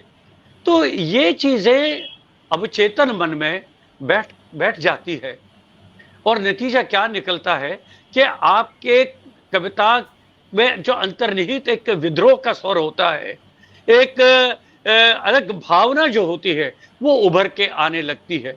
इसलिए आप असुरक्षित महसूस नहीं करते हैं, बल्कि आपको लग रहा है कि आपको कुछ अलग दृष्टि से देखा जाता है। आपका जो वैचारिक धरातल है उसको समझा नहीं जाता है, उसको परखा नहीं जाता है। इसीलिए उनकी कविताओं में अक्सर आप देख लेंगे, उनका पहला संग्रह जो छपा है 1971 में, कृष्ण मेरा पर्याय। मोहन, आपने जिक्र किया था कि मोहन और कृष्ण दोनों पर्यायवाची हैं। वो पहला संग्रह नेशनल पब्लिशिंग हाउस से आया था। उसमें कुछ नवगीत भी थे। उसमें ये जो सलीब वाली कविता किशोर जी ने अभी सुनाई, संभवतः उसी में से है। तो ये जो कविता का जो अंतर्निहित है और कविता की जो भावना है, ये उस पहले संग्रह से होके चली आ रही है।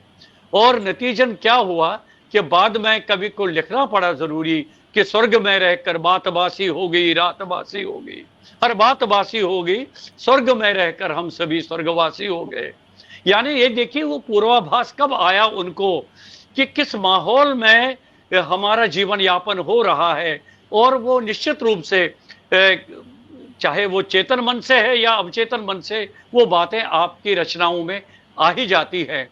और आगे आकर उनके बाद 90 के बाद जो वहां से विस्थापन हुआ, निर्वासन हो गया, उसके बाद कविताओं का तेवर निश्चित रूप से बदल गया और उसका अलग रूप हमारे सामने आने लगा, जो कुछ इस संग्रह में भी मैंने सम्मिलित की है।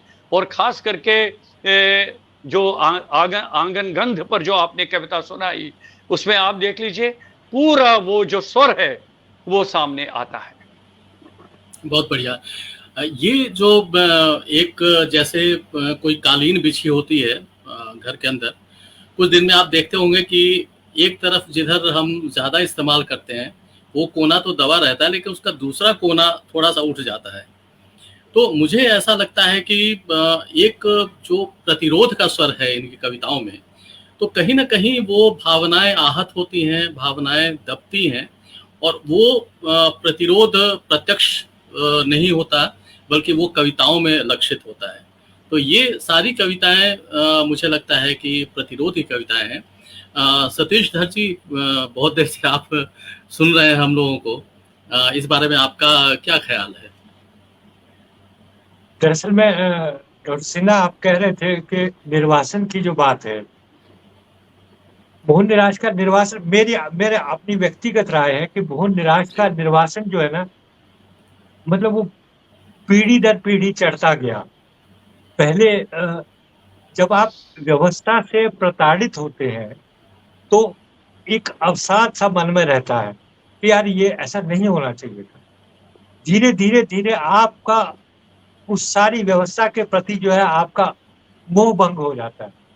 उस मोह भंग को लेकर आप व्यवस्था को नकारने के लिए कुछ इस तरह का सोचते हैं और करते हैं कविता में भी, कि ये लगे कि आपने व्यवस्था नकारी तो है, लेकिन आपको समझौता करना पड़ रहा है अपनी व्यवस्थाओं के कारण। और वो निर्वासन की एक वजह रही है, कश्मीर घाटी में भी वही वजह रही है। मोहन निराश ने एक बार कहा है, एक जगह कहा है अपनी कविता में कि सत्यमेव जयते से पूछो सत्य किसे कहते हैं, संविधान में जो लिखा है या जो हम सहते हैं। ये जो हम सहते हैं शब्द कहना, ये पंक्तियां जो है, ये इसको उन्होंने जिस तरह से इसकी व्याख्या की है और जो कहा है, वो बड़ा मतलब बहुत ही दिल को छूने वाला है। वो कहते हैं कि रात वह राजपथ है जिसके फुटपाथों पर अवैध बच्चे रेंगते हैं, मीलों लंबे सायों में, और दिन टूटते ही भीख मांग सकते हैं। अब ये जो सारी व्यवस्था है, ये उस निर्वासन की जड़ रही है जो मोहन निराश ने अपनी कविताओं में दी है। मैं आपको एक विशेष एक ऐसी परिस्थितियों में वो जिए हैं जिसको वही व्याख्या कर सकता है कविता में, जिसने वो चित्र देखा हो। मैं उनकी एक कविता में, राजीव जी, वो उन्होंने हमारे यहाँ घाटी में एक बड़ा वो है कि कश्मीरी आम बोलते हैं। बाहर का अगर आदमी आया हो वो कश्मीरी समझेगा नहीं, वो उसको जो पुलिस वाला है उसको या कोई भी ऐसा आदमी जो उन्हें पसंद नहीं है, कुछ अपनी भाषा में बोलते हैं, वो सारा महसूस करना उस परिस्थितियों में जब घाटी में ये माहौल तैयार हो रहा था निर्वासन का। मोहन निराश ने अपनी कविता में उसको जो दिया है बर्फ वाली कविता में बहुत ही प्यारे ढंग से दिया है। पहले तो शुरू की कुछ पंक्तियां मैं बताता हूँ जहाँ पे आपको कश्मीर का वो माहौल नजर आएगा कि घाटी में बर्फ, घाटी में फिर से हुई बर्फ, फिर से गिर गया तापमान 0 से नीचे और नीचे, बहुत नीचे। अनसदे हाथों से कांगड़ी संभाली नहीं गई।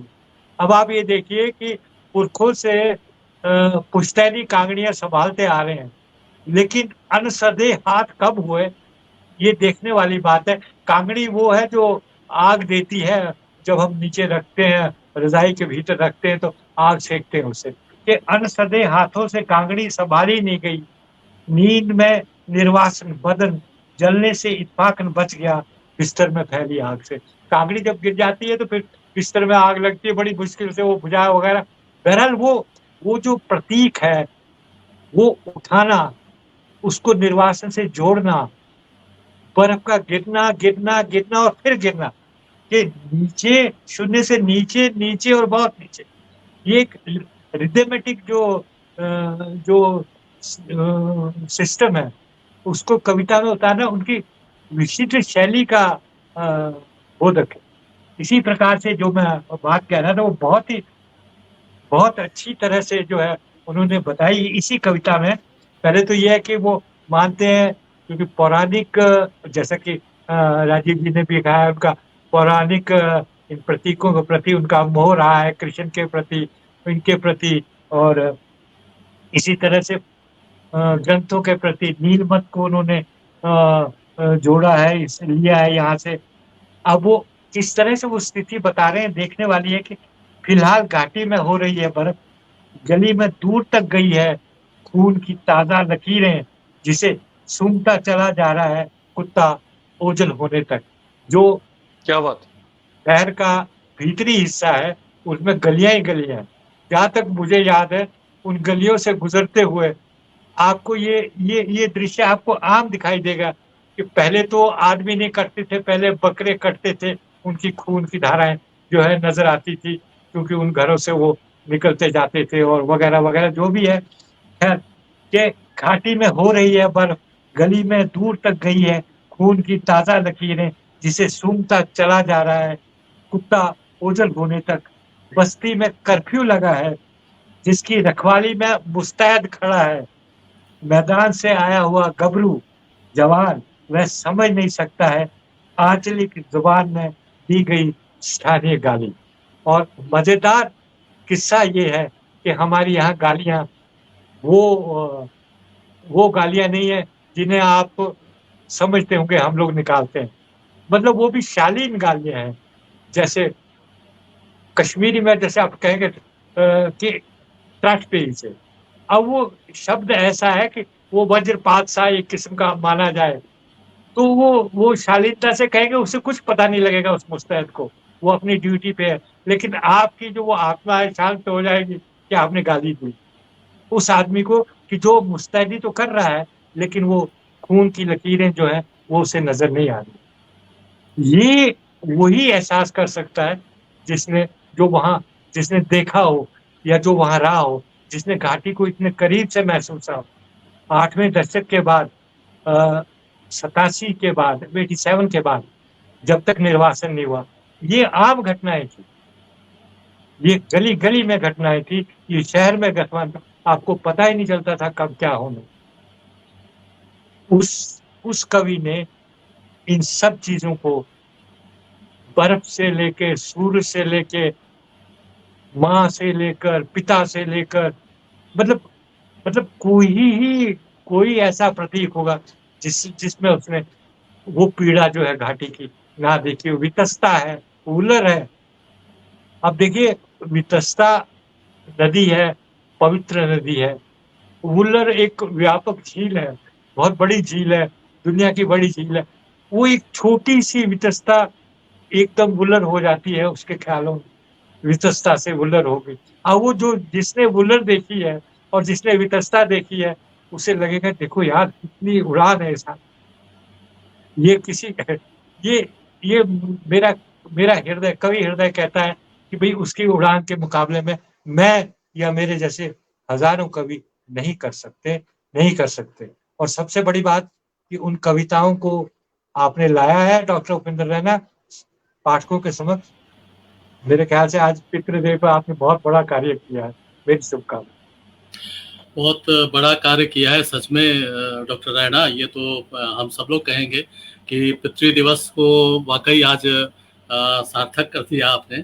और बहुत सारी बातें हो सकती हैं, इतने बड़े कवि और जिनका रचना संसार इतना व्यापक और फैलाव लिए है, और जितना फैलाव है उसी तरह से वितस्ता की गहराई भी है उसमें। तो इस विस्तार को 1 घंटे के कार्यक्रम में और कुछ चंद बातों में समेटना बहुत मुश्किल है। सिन्हा जी, मेरा निवेदन ये कि अगर आप क्लोज करने जा रहे हैं तो जी। थोड़ी सी एक छोटी सी टिप्पणी में अगर आप करने जा रहे हैं। हाँ, जी। मुझे लगता है कि डॉक्टर रैना जो कहें, डॉक्टर रैना अगर बिल्कुल जरूर कहिए। कहना चाहता हूँ ये है कि देखिए क्या है, ये सच है कि सामान्य जीवन में भी बहुत सारे नर्क हम झेलते हैं, और जब ऐसी बड़ी भयानक त्रासदियाँ होती हैं जैसे कि कश्मीर में घटी, तो वो एक बहुत ही ज़्यादा मार्मिक और कारुणिक और यातना देने वाला अनुभव होता है, और उसे सब कोई महसूस करते हैं, रचनाकार और ज़्यादा शिद्दत से महसूस करते हैं। तो ये सच है कि निराश जी जो हैं, उनकी बात की कविताओं में उसका भी बहुत स्पष्ट उल्लेख है। और लगातार दिल्ली की सड़कों पर वो जब चल रहे थे, एक भटक रहे थे, तो वो कश्मीर को ढूंढ रहे थे, अपने भीतर भी और अपने बाहर भी। और वो कश्मीर जो है वो उसका अर्थ सिर्फ उस कश्मीर की घाटी से या उससे नहीं है। कश्मीर को एक बिंब की तरह मैं लेता हूँ, जो एक आपका परिवार है, जो आपका संसार है, जो आपकी पहचान है, जो संसार में हम सब ढूंढते हैं। फिलिस्तीन के लिए अगर के आदमी के लिए वो फिलिस्तीन में लागू होता है, ठीक है। दुनिया में जहाँ से भी आदमी कहीं से उसको अपनी जगह से जाना पड़ा है, सीरिया में आप उसको देख सकते हैं, उसे बहुत जगह देख सकते हैं। तो बड़ी बात ये होती है कि वह जो निजी दुख या एक समुदाय का दुख है, वो एक पूरी मानव मनुष्यता के दुख में बदल जाए। जो ये व्यष्टि से समष्टि की यात्रा होती है, यानी उस दुख में आप भी शामिल हो जाएं बतौर एक मनुष्य होने की। क्योंकि देखिए, एक तरफ जैसे मैंने जिक्र किया था ना, धूप की कविताएं वो लिखते हैं, तो कितनी स्पष्ट दृष्टि है कि उन्होंने एक जगह जब बर्फ की बात वो करते हैं, तो उन्होंने कविता में एक जगह लिखा है कि शहरों में बर्फ बहुत अच्छी नहीं लगती, खेतों में धरती की ताज़ा हथेली पर ही अच्छी लगती है बर्फ। तो ये देखिए, ये एक दृष्टि है। वहाँ कश्मीर में भी वो कह रहे हैं कि नहीं, श्रीनगर में उतना सुंदर नहीं है जितना कि ये बाहर निकले आप और पहाड़ की चोटी पर या पहाड़ के ढलान पर या खेतों में उसको देखें, तो वो चीज़ है। लेकिन मुझे लगता है कि जब वो दिल्ली आ गए बाद में, उस भयानक उसके शिकार होकर के पूरा का पूरा, उसमें मुझे उनकी कुछ पंक्तियां हैं, मैं अपनी बात समाप्त करने की दिशा में बढ़ जा रहा हूँ, जिसमें वो एक सपना है जो हमेशा जिंदा रहता है। वो कहते हैं, हम बनाते हैं कभी न कभी मकान और खोल देते हैं उसमें खिड़कियां, कि अंदर आ जाए थोड़ी सी धूप, थोड़ी सी बारिश, थोड़ी सी हवा, थोड़ी सी धूल। बिना धूल के जिंदगी नहीं हो सकती। जिंदगी है तो उसमें थोड़ी धूल, थोड़ी मिट्टी होगी ही, और ये नहीं आई तो जिंदगी बहुत निर्जीव निष्प्राण हो जाएगी। तो ये बात वो कहते हैं। और जो ऋचाएं नीलकंठी शीर्षक से जो सूर्य पर कविताएं हैं, उन पर थोड़ी चर्चा और कभी शायद मौका आए तो होगी, कि सूर्य को कितने रूपों में वो देखते हैं। और जैसे मैंने कहा, कृष्ण के साथ उनका एक रिश्ता है। कृष्ण को वो अपने साथी के रूप में, अपने हम शक्ल के रूप में, अपने हम नाम के रूप में, और जिससे वो बहस कर सकते हैं, जिससे वो शिकायत कर सकते, जिससे वो युद्ध कर सकते हैं, लड़ सकते हैं, उस कृष्ण के रूप में देखते हैं। उसी तरह से वो सूर्य जब बात करते हैं, तो सूर्य के इतने सारे रूप हैं। जैसे देखिए, वो कहते हैं कि सूर्य उनके लिए क्या क्या है, कि लहराती सियाह लपटों की घनी अयालों वाला चालाक सरपट घोड़ा है, अग्निगंध वाला फूल है, समंदर को पी जाने वाला बिंदु है, पक्षी द्वारा चोंच में भरी बिंदिया है, बच्चे के हाथ से छूटा हुआ ऊपर ही ऊपर हवाओं में उड़ता आवारागर्द गुब्बारा है, धारावाहिक छाया नाटक का सूत्रधार है, मंत्र है, लेकिन बुनियादी तौर पर सूर्य उनके लिए एक शब्द है। तो ये जो कवि के लिए शब्द जो होता है वो ब्रह्म होता है, ये हम कहते हैं। तो इस रूप में हम देखें कि सूर्य को किस रूप में देखते हैं। और मैं अपनी बात का समापन उनकी उस कविता का अंश, क्योंकि घोर निराशा के बीच में भी सपने होते हैं, उम्मीदें होती हैं। पाश ने कहा था सबसे खतरनाक होता है सपनों का मर जाना। वो सपने नहीं मरते, वो सपने जिंदा रहते हैं और वो हमें जिंदा रखते हैं। तो उनकी एक जो कविता जिसके आधार पर, जिसको रैना जी ने इस खंड में, इस पुस्तक के पहले खंड का मुख्य शीर्षक दिया है और जिसका जिक्र अभी हुआ भी, आदमी ने जो पहली कविता लिखी वो आग थी। अब इसके कुछ अंश पढ़ करके मैं समाप्त कर दूंगा। आदमी ने जो पहली कविता, आप याद करें कि मनुष्य की जो यात्रा है, जो गुफाओं से, जो पेड़ों से शुरू हुई, फिर गुफाओं में आई, हिंसक जानवरों से लड़ते हुए, समूह बनाकर, औजार गढ़कर उसने अपना अस्तित्व सुरक्षित किया, और फिर एक ऐसी लंबी यात्रा शुरू हुई जो सभ्यता और संस्कृति के कितने सोपान चली गई। लेकिन उसके हम जानते हैं, हम सब जानते हैं कि मनुष्यता की सभ्यता की यात्रा में आग पर नियंत्रण हासिल करना, यानी आग अपनी इच्छा से जला लेना और बुझा देना, ये बहुत बड़ी एक घटना थी। तो उसको निराशी कहते हैं। आदमी ने जो पहली कविता लिखी आग थी। इसी हथियार से वो लड़ता रहा, सींगों और दांतों और नाखूनों के साथ। कविता जब बांसुरी होना रद्द कर हथियार हो जाती है, कुरुक्षेत्र और धर्म क्षेत्र में निर्णायक फैसला लेने के लिए इकट्ठा हो जाते हैं लोग, अंधेरे को अंधेरा कहना अनिवार्य हो जाता है। फिर वो कहते हैं आदमी की वो पहली कविता ही सही, सार्थक है, शाश्वत, जो तुम्हें जीवित रहने का सलीका देती है। कविता की भूमिका के बारे में बात करते हुए इसी कविता में वो लिखते हैं, कविता को प्रश्न चिन्ह बनाकर अपने जिस्म से उतारे हुए कपड़े उसे सौंप देना बहुत जरूरी है। तो कविता को एक प्रश्न चिन्ह होना चाहिए। उसके बाद वो कहते हैं कि मात्र एक ही तरीका है आदमी और केवल आदमी होने का, तभी तुम आदि कविता जैसी कोई रचना कर सको जो हथियार हो सकेगी सींगों और दांतों और नाखूनों के खिलाफ।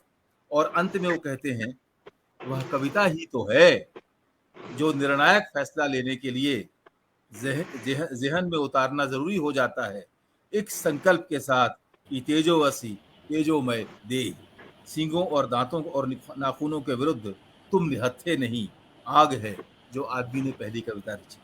तो ये जो विश्वास है, ये आग में तप कर, जिसे हम कहते हैं कि सभ्यता रची गई और आग में तप कर सोना कुंदन होता है। और ये जो यातना है जिससे हम सब गुजरते हैं और कभी विशेष रूप से गुजरता है, वो आपको भर बताता है कि मनुष्यता की इस पूरी इसीलिए जो निराशी कविताएं हैं वो एक विराट सभ्यता विमर्शी कविताएं भी हैं, वो कश्मीरी कविताएं भी हैं, वो फिलिस्तीन की कविताएं भी हैं, वो भारत में झारखंड के जनजातियों की कविताएं भी हैं।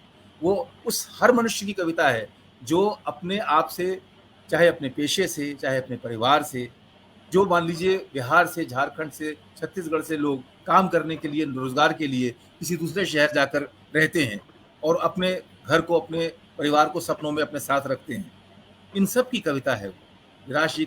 और इसीलिए हर महत्वपूर्ण कविता पूरी मनुष्यता की कविता होती है। वाह, क्या बात है, बहुत सुंदर, बहुत सुंदर। हर कविता मनुष्यता की कविता होती है।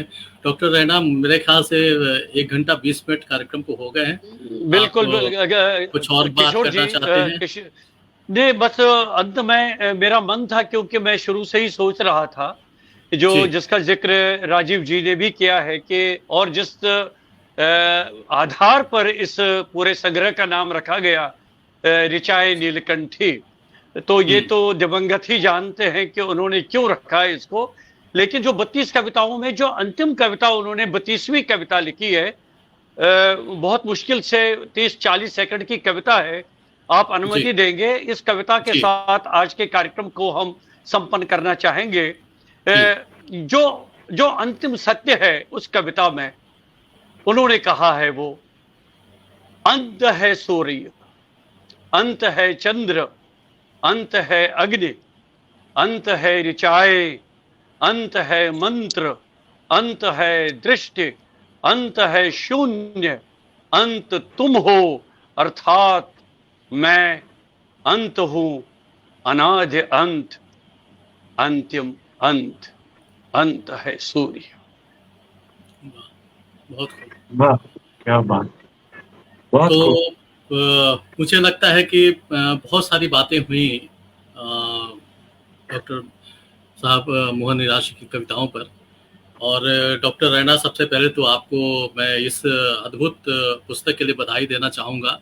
बहुत बढ़िया संपादन है और बहुत जो प्रतिनिधि कविताएं आपने लिखी हैं कविता की पुस्तक के ऊपर, वो वाकई प्रतिनिधि कविताएं हैं कि जो जैसे समग्रता में राजीव जी ने जो बातें कही कि मनुष्यता की कविता आप कहीं बिहार या झारखंड या कहीं भी दुनिया के किसी भी कोने से आप जोड़ सकते हैं इन कविताओं को, क्योंकि इसमें मनुष्यता का स्वर है। और सतीश धर जी ने भी बहुत अच्छी बातें कही कि इसमें चाहे वितस्ता हो, चाहे बर्फ हो, चाहे वो अग्नि हो, चाहे वो कांगड़ी हो, वो सब सारी कविताएं एक दिशा में ही, वो मनुष्यता की दिशा में ले जाने वाली कविताएं हैं। तो हम सब यही जानते हैं और यही समझते हैं, लेकिन अब समय काफी हो गया है, तो मुझे लगता है कि काफी विमर्श हो गया और फिर तो हम और भी आगे कोशिश डॉक्टर करेंगे। जी सिन्हा पहले, जी। डॉक्टर सिन्हा पहले तो आपका आभार हम व्यक्त करें कि आपने अरे इस पटल पे हमें जो है ये चर्चा का अवसर प्रदान किया। और सबसे बड़ी प्रसन्नता की बात है कि राजीव जी को मैंने पहली बार जो है आपकी बातचीत सुनी और मैं बड़ा प्रसन्न हुआ। बड़े दिली मंशा थी कि आपको कहीं सुनता या आपका साक्षात्कार आपसे साक्षात होता। और सबसे बड़ी बात ये कि जो सार चीजों में सामने आया है, मुझे लगता है कि आप डॉक्टर सिन्हा इस मामले में जो है पहला नंबर लेके हम लोगों का इतना ज्यादा आपने उत्साहवर्धन किया है, क्योंकि मैं मानता हूँ कि मोहन निराश के साथ मैं भी जुड़ा हूँ। इस तरह से, उस तरह से या किसी भी तरह से मुझे लगता है अगर मोहन निराश के नाम पे कुछ हो रहा है तो मेरी उपस्थिति अवश्य दर्ज होनी चाहिए। इसलिए मैं उपेंद्र रैना की ओर से आप सबका आभार व्यक्त करता हूँ और उम्मीद करता हूँ कि आप स्वस्थ रहें, इसी तरह से जो है सृजनरत रहें और इसी तरह से इस खाकसार को मौका देते रहें आपसे बातचीत का। धन्यवाद बहुत बहुत। आपने तो बहुत मैं बड़ी और बात भी कह दी यहाँ, सतीश धर जी। हाँ, और मैं जोड़ मुझे देना लगता है चाहता हूँ कि रैना जी के साथ मैंने काम किया और किशोर जी जो हैं इनके साथ इनकी आरंभ से जो आकाशवाणी में इन्होंने नौकरी शुरू की, तो किशोर जी जो हैं उनके कितने सृजनात्मकता के नए नए रूप, छायाकार के रूप में, फिल्मकार के रूप में, कवि के रूप में, कथाकार के रूप में, आत्मकथाकार के रूप में, संस्मरणकार के रूप में, नाटककार के रूप में, नाटक अभिनेता के अरे रूप में, नाटक रूपांतरकार के रूप में, तो ओह, ये सृजनात्मकता का ऐसा विस्फोट है, मनोहारी विस्फोट है कि जिसको हम देखते हैं और धन्य होते हैं। तो सिन्हा जी वाकई कमाल हैं आप। और सब हम कहीं ना कहीं अपनी विरासत ढूंढते हैं कहीं ना कहीं, और मुझे लगता है कि ये विरासत भी हमने कहीं से पाई ही होगी। और जैसा आप सभी लोग कहीं किसी न किसी रूप में पंडित मोहन निराश जी, जिनकी चर्चा हम कर रहे हैं आज, मिले हैं उनसे किसी न किसी रूप में, साक्षात भेंट हुई है, लेकिन मेरी कभी उनसे भेंट नहीं हुई। लेकिन जब वो पहली कविता इन्होंने आंगन गंध मुझे भेजी कि इस पर, तो पहले मैं कविता को पढ़ता रह गया, उसको कितनी बार मैंने पढ़ी और मैं बहुत पेशोपेश में था कि इसके लिए जो दृश्य बंद है वो किस तरह के रखूं, किस तरह के चुनूं, और बहुत तरह की बातें थी। और फिर मुझे लगा कि जो मेरी समझ में आया वो मैंने अपने ढंग से किया, लोगों को पसंद आए, बहुत बड़ी बात है। तो मुझे आप लगता कह है रहे कि हैं उनकी कि आप निराश जी से नहीं मिले, पर आप रैना जी से मिले हैं। निराश जी की सबसे मूल्यवान जी कृतियों में बिल्कुल रैना जी की बिल्कुल है। बिल्कुल, एक छवि तो उनमें दिखती है और सही मायने में विरासत को इन्होंने संभाला है। तो बहुत बहुत आप सब लोगों का धन्यवाद, आभार। और अंत में करना चाहता हूँ नरेंद्र मोहन जी की कविता से अंत करना चाह रहा हूँ। उसके बाद फिर हम फिर किसी दूसरी जगह मुलाकात होगी इसी तरह से, किसी दूसरे विषयों को लेकर या किसी भी तरह से। तो हम सबसे पहले नरेंद्र मोहन जी की कविता से हम इसकी समाप्ति करते हैं। आप सब लोगों का बहुत बहुत धन्यवाद। और इस मन से जो लोग जुड़े, जितने लोग जुड़े हैं, काफ़ी लोग जुड़े, और सब लोगों ने बहुत अच्छी टिप्पणियां की, सब लोगों ने हम लोगों के वक्तव्यों को सुना, और उसके माध्यम से मोहन निराश की कविताओं को थोड़ा बहुत भी अगर उन्हें समझने का मौका मिला है या समझ पाए, तो ये हम सब लोगों की बहुत बड़ी उपलब्धि मानी जाएगी। तो नरेंद्र मोहन जी की कविता से हम इस कार्यक्रम का समापन कर रहे हैं। मैंने उन्हें देखा है भाषा को जलगीत में बदलते, आसमान से सटे पहाड़ों से घिरी घाटी को आग के इमेजेस में परिकल्पित करते। चिनार सी दहकती उनकी कविता सुनते हुए मैं सहम और डर से बाहर आया हूँ। ऐसे कभी मरा नहीं करते, हमेशा जिंदा रहते हैं, लाल सुर्ख चिनारों की मानी।